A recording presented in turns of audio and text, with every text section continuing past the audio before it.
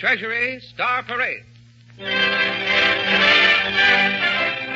With Lieutenant Robert Montgomery, United States Navy, Miss Judith Anderson, Mr. Maurice Evans, Igor Gorin, Al Goodman and his orchestra and chorus. Our slogan, Millions for Defense. Any bonds today, bonds of freedom is what we're selling. Any bonds today, save up the most we can. Here comes the Freedom Man, asking you to buy a share of freedom today. This is Robert Montgomery, ladies and gentlemen, in the first of a new series of programs brought to you by the Treasury Department. For our opening program, we bring you two of the brightest stars of the American theater, Miss Judith Anderson and Mr. Maurice Evans, in a stirring performance of John Latouche's moving vignette in verse, The Statue of Liberty. But first we are going to hear the magnificent baritone voice of Igor Gorin, singing Pledge of Allegiance to the Flag. Igor Gorin.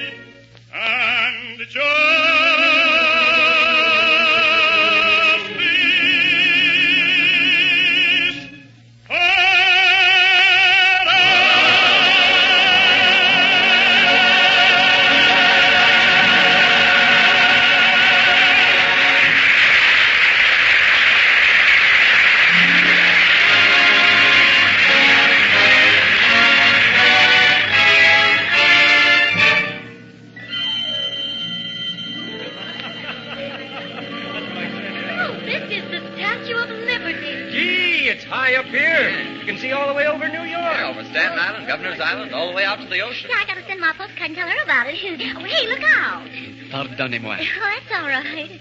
Looks like a foreigner. My name is Jean. I am an immigrant from Marseille. I speak no English. What are these people saying? I wish I knew what they were saying. See, Madge, did you see? There, that's Staten Island. And that other one, I think, is Ellis Island. Did she say Ellis Island? I know that island. I've just come from there. My first sight of the New World was this statue rising up out of the mist, so tall, so proud. That, they told me, is the Statue of Liberty, keeping watch over America. It's so high up here. Ah, it ain't as high as the Empire State, I bet you. Do they know I'm a foreigner? Are they looking at me secretly, suspiciously? I am afraid and lonely. The world is so different now. Men are not friends anymore. If I could understand what they are saying, I could tell them so many things, and they could tell me what I want to know. The Statue of Liberty was sculptured by Frederick Augustus Bartholdi, sent to America in 1877, a present from the people of France. Did he say France? My country, France? From the foundation to the torch is 305 feet 6 inches. The figure itself, from heel to head, is 111 feet 6 inches. The head from ear to ear is 10 feet, and the width of the mouth is 3 feet. Son, yeah. It's closing time. I guess that's all for today, folks. This way, please. I cannot go. I do not know where to go. I am afraid of those gleaming lights and people, crowded streets and eyes watching. I will hide here for a while, for tonight, with this lady, Liberty. She came from my country. She was an immigrant, too. Hola! They've gone. They didn't see me. I'm not afraid now. Up here in the night, looking up at this lady's face. The river noise is soft and far off. The city breathes. Lying against this sculptured fold, I seem to feel the statue breathing too. My mind plays tricks. I have come a long way, and I am tired, very tired. In the light of this rising moon, the face of the statue there above me seems to be smiling. I am smiling. Now I think I hear her speaking. I am speaking. I am speaking to you. You speak my language? I speak the language of all men. No matter how difficult the tongue, no matter how far away the place, when I speak, men understand me, and I understand what they are saying. I am from France, arrived only today. France. Yes, I remember France. It has been a long time, and a lot has happened. So many years I have been standing here, eyes turned toward Europe, holding high this torch of freedom I carry. Through the whirlwinds of tyranny, the hours of icy doubt, and the black rains of death, I have not let the light go out. And I will not. In France now the light is out. In all Europe the light has gone out. I tell you, lady, there is no place for you on the continent. They have made you illegal. Go anywhere you like. The orders are to arrest you and shoot you on sight. Sure, man. You think this is the first time I have been kicked around, spat on, forbidden?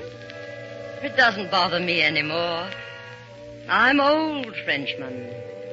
Old as time, I guess. But men have always found me beautiful and young. And worth dying for. There are men fighting for me now. Men all over the world with my name on their lips. They will bring my light back to Europe again, to the hearts of all the world again. My heart broke when my country fell. What fell was not your country, Jean. A handful of dried bones, a column of dust, a structure of straw, that has fallen. But that is not your country, Jean. Not those men in whom faith has withered away to a dead blossom of treachery. In this land you guard, you can speak easily. When you fight, it is for a freedom you have already. In this land, words are easy, and freedom is an easy thing. Do you think it is ever easy, this freedom? This freedom we have fought for, paid for in bitter coin. I stand here as a symbol in this harbor, but long before they made a monument of me, long before that, I argued in courthouses, starved at Valley Forge, was flogged with the slaves, was torn apart by civil strife, shouted at, hissed. I hid in secret places, was killed by the bullets of assassins, lynched, discriminated against, misused. Oh, no. It has not been easy here, this freedom. All men are created equal, the old one said. And until this is true, throughout the earth, I and those who love me shall not rest or be silent. If I could only hope, but I dare not hope. Tonight I come to you afraid. Do you know what it is to feel? To feel an invisible hand over the mouth, to examine every sentence for a dangerous meaning before speaking to a friend? When will men speak to one another again, casually, without suspicion, passing the time of day, commenting on the weather? When will children look up at planes overhead and not be taught to run for shelter? When will the cities of the world be freed from the flames of dictators, secret and destructive, the attack in the night? All this will be sooner than you think. Once a poet said about me, only when all life and all the souls of men and women are discharged from any part of the earth, then only shall the instinct of liberty be discharged from the earth. come up higher and stand here beside me. Can you see with my eyes what I see?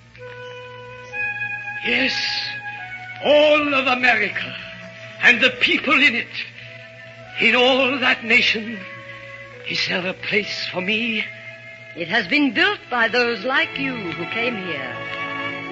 From what the tyrants rejected, we have built a joyous nation, flinging its great towers into the sky, raising a race who will defend the rights of man against the wrongs of any man.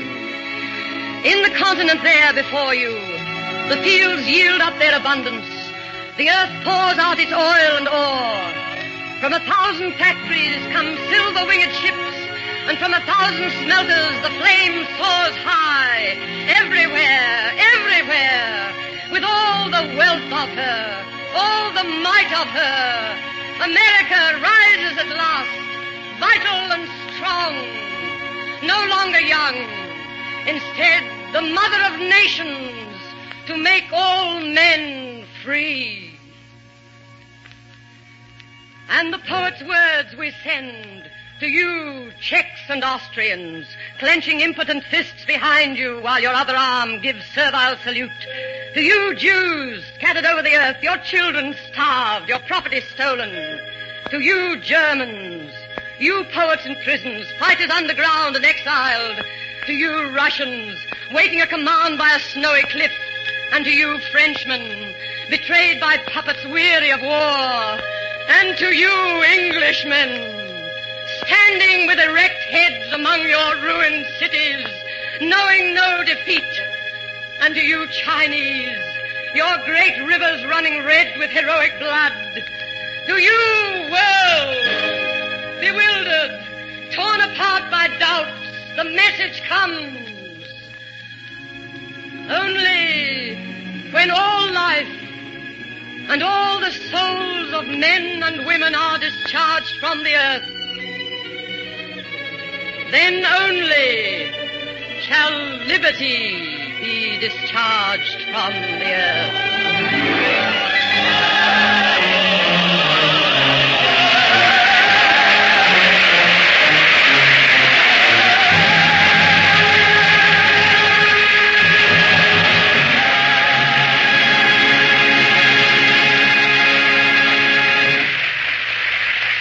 Thank you, Judith Anderson and Maurice Evans, for a beautiful and moving performance. Ladies and gentlemen, in the last few weeks, all of us, every one of us, has been asked to contribute to one thing or another, and I know that we're all happy to do it. We've been asked to give up things. We are going to be asked to give up more, and we're going to give them up willingly, cheerfully. And we're not going to do any sacrificing in this country. There's no such word as sacrifice anymore. Whatever we give, whatever we do, is a privilege. This is our country. Our forefathers made it what it is. They fought for it and died for it and handed it down to us, and it's the finest country in the world. We all know that whatever we must do is too little to keep this country as it is, to preserve the things it stands for, to sustain a way of life which is the best the history of the world has ever known. To do that can never be a sacrifice. Ladies and gentlemen, people of America, buy United States Treasury defense bonds and saving stamps. Invest in your future, in the future of your country. It's yours. Keep it yours. The Treasury Department wishes to extend its gratitude and appreciation to Lieutenant Robert Montgomery, United States Navy, who has acted as our master of ceremonies, to Miss Judith Anderson and Mr. Maurice Evans, and to Igor Gorin for their splendid contribution to the Treasury Star Parade. Orchestra and chorus were under the direction of Al Goodman. Writing by Hal Block, John Latouche, and Malcolm Meacham. Production by William A. Bacher. This is Larry Elliott speaking.